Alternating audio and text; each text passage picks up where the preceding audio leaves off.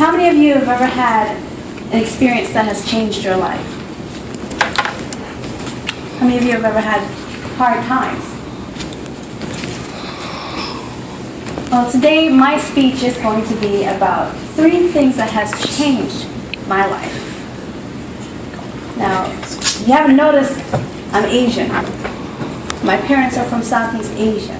My dad's Thai and Pakistani, my mom's Laos and Vietnamese. And when they came over here, they didn't know English very well. So when I was 8 years old, my parents would come to me with paperwork, and they would ask me, "Look, can you please read this for me?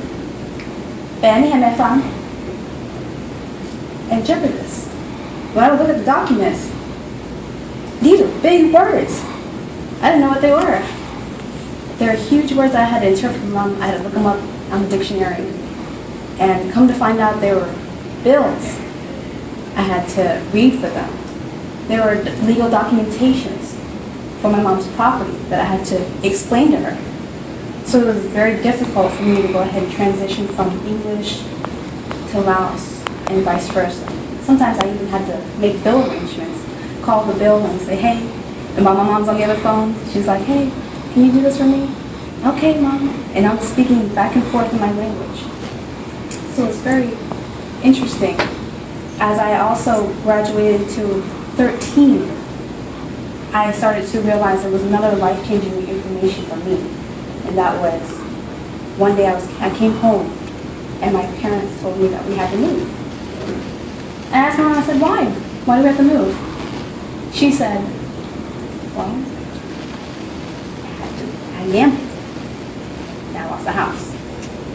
So we had to transition from a living arrangement that was beautiful to something that was a lower grade. And that was very difficult for me. So at that time, I started to realize at the age of 13, I said, I don't want that type of lifestyle. I don't want to be a person that gambled my life away or my property, however the case may be. So it hit me, and I said to myself, I will not gamble. I will not play with my money like that. Now, I may go to the casino and play with the money I have in my pocket, but I will not lose many more that I have in my pocket out of my bank account. The final thing that really impacted me was a couple months ago. I went through surgery for my gallbladder. Now, I love food. How many people love food? Amen. Okay. I love food so much, and it was so rich, the food that I was eating, that my body started to tell me things. I had to stop eating rich foods because I started getting pains in my stomach, my side. I started feeling stabbing pains. I thought I was going to die. I went to my GI doctor. He said, "Your gallbladder's not doing so well. You might have to do some scans, figure out what's going on." They did some scans. Didn't come out right. So he asked me if I wanted to take it out. When I took it out, they said it was in bad shape. So that time, it actually showed me that I had to change my eating habits. I was eating late at night, and I had to start eating healthier. So I started juicing. I started making every change that I can, vitamins, whatever I could do to change my life, because I wanted to take care of this vessel, this body of mine. It's given to me, I gotta take care of it. Otherwise, it's not gonna start working properly for me. I'm gonna start feeling pain again. And it changed me to this point. All the things that I've had happen to me from when I was younger, 8 years old, I learned how to be responsible with paperwork and learn how to pay bills. Second thing was the gambling. I learned how to manage money better. And then the third thing was that eating better. So all the things was responsibility in those key points. Now, there were some bad experiences at some point for me, because I didn't have a really good childhood. But everyone has had some type of experience, correct? Maybe some loss, some hard times.